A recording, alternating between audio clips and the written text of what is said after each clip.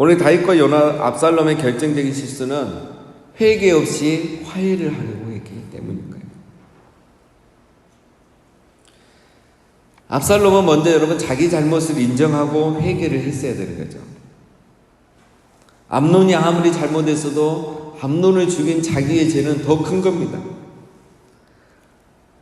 이미 압살롬은 사람을 죽인 죄, 그리고 아들을 먼저 죽는 것을 봐야 되는 이 아버지에게 가슴에 못을 박은 죄, 이 죄를 먼저 회개해야 되죠. 아버지에게 돌아오기 전에 최소한 돌아와서 그 앞에 엎드려서 내가 먼저 잘못했다고, 큰 죄를 지었다고, 하나님과 아버지 앞에 큰 죄를 지었다고 회개해야 됩니다. 압살롬의 회개가 없습니다.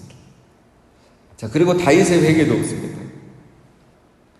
다윗도 암논이 다윗을 겁탈한 문제에 대해서 암논을 벌하지 않았던 거, 그냥 내버려뒀던 거, 그래서 다윗이 압살롬과 다말에게 큰 상처를 남겨줬던 거, 네가 살인죄를 지었지만, 네가 형을 죽였지만, 내가 이렇게만 했으면 너가 그렇게까지 안 해도 됐을 건데 내가 그렇게 하지 못하고 너에게 상처를 준 죄, 그걸 먼저 다윗도 회개하고 용서를 구했어야 되죠.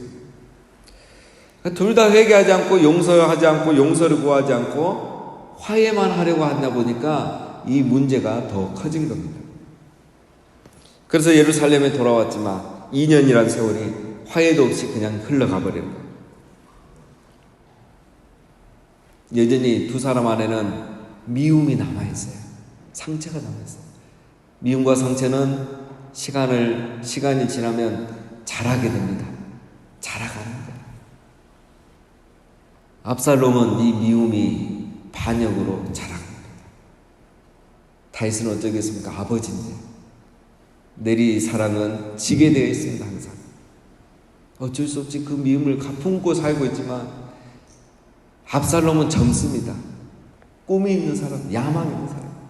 그래서 그 미움이란 게 어떤 사람은 극단적인 선택으로 갈 수도 있지만 이런 사람, 압살롬과 같은 사람에게는 반역으로 자라버리는 거예요. 저는 여러분 기억해야 되겠습니다.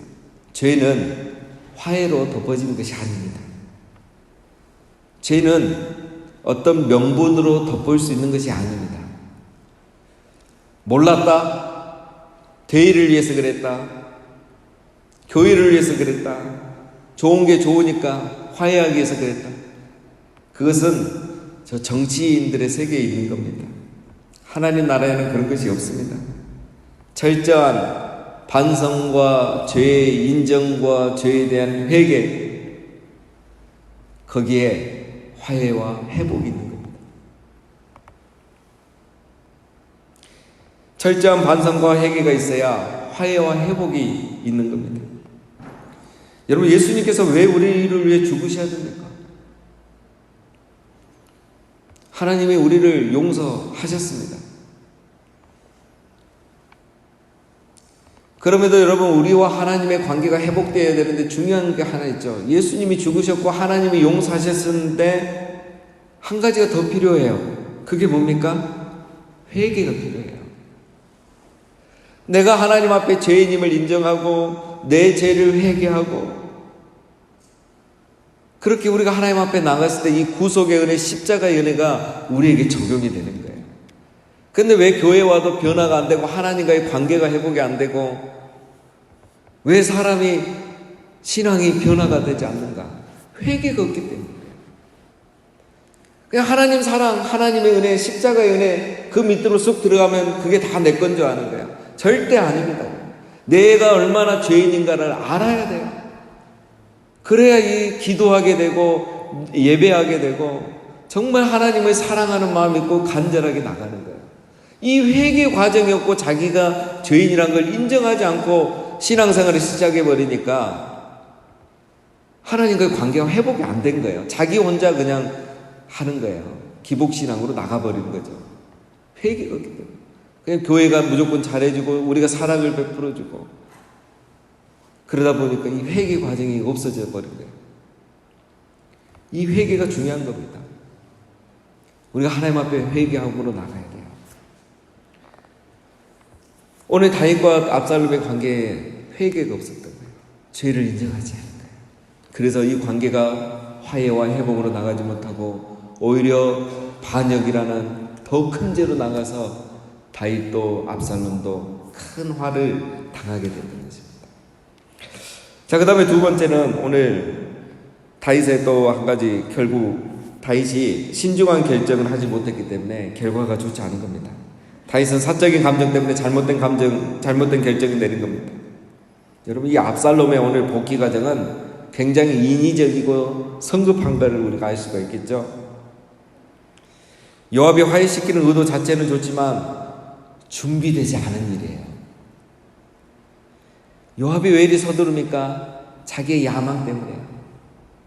다음 왕위를 물려받을 압살롬을 빨리 데려와야 자기가 그에게 공을 세워서 다음에 큰 힘을 가질 수 있는 거죠. 오늘 여인의 잘못은 무엇입니까? 여인은 하나님의 이름을 자기의 목적을 위해서 이용해 먹은 거예요. 요압이 물론 그렇게 시켰지만, 오늘 여인이 말하는 어떤 하나님의 뜻, 하나님의 성품은 다 사실 요압의 말이고 요압의 뜻이지 하나님의 말씀은 아니고 하나님의 뜻이 아닙니다. 하나님은 지금 당장 화해하라는 말을 하지도 않았습니다. 어떻게 할 수 있습니까? 결과가 좋지 않잖아요. 이렇게 사욕을 위해서 하나님의 이름, 교회의 이름을 사용하는 일들이 많아요. 자기의 뜻을 이루기 위해서 하나님의 이름, 교회의 이름, 목사의 이름을 이용하는 사람이 많습니다. 이런 일에는 반드시 결과가 좋지 않게 돼 있어요. 하나님의 이름은 우리가 마지막에 사용하는 거예요. 수단이 돼서 안 되고 목적이 되는 거죠. 그래서 내가 모든 걸 경험해보고 결과를 보니까 모든 것을 합력하여 선우신 하나님의 인도하심이었고 뜻이었고 섭리였다, 이렇게 고백하는 거지. 중간에 내 뜻을 이루어가기 위해서 하나님의 마음이고 뜻이고 이렇게 이용하면 결과가 좋지 않아요. 왜? 우리 안에는 항상 이 개인의 욕심과 야망이 있거든요. 오늘 요압이 그랬고 이 두고와 여인이 그랬습니다. 거기에 속은 사람이 누구냐? 다윗이에요. 요압이나 여인은 원래 이런 사람입니다. 요나답도 그랬고 다윗이 여기에 속지 말았어야 되죠. 여러분, 오늘 다윗이 두고와 여인에게 속는 모습을 보면 떠오르는 장면이 있죠. 오래전에 여호수아가 기브온 사람들에게 속았었죠. 그들의 모습에, 그들의 말에. 다윗이나 여호수아나 이 결정적인 순간에 하나님께 묻지 않은 거예요.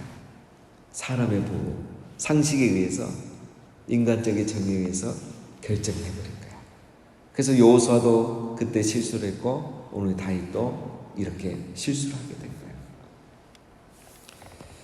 자, 그래서 여러분, 우리가 어떤 결정을 가진 사람일수록, 특별히 결정권을 가진 사람일수록 비둘기처럼 순결하고 뱀처럼 지혜로운 것이 필요합니다.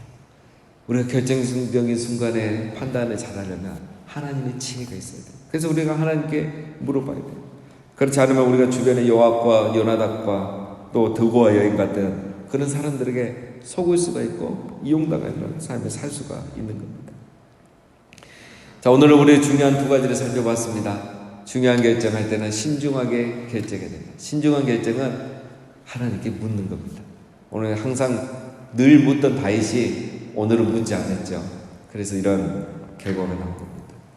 진정한 화해와 회복은 죄를 인정하고 회개하고 용서가 있은 이후에 화해가 회복이 있는 겁니다. 우리 하나님 앞에서도 그렇고 사람 앞에서 그런 것입니다. 오늘 이 말씀을 우리가 기억하고 늘 용서하고 용서를 구해서 우리가 가는 곳마다 관계 회복이 있기를, 또 항상 하나님이 주신 지혜를 가지고 잘 판단하고 결정하는 뱀처럼 지혜로운 우리 모두가 다 되시기를 주님의 이름으로 축원드립니다.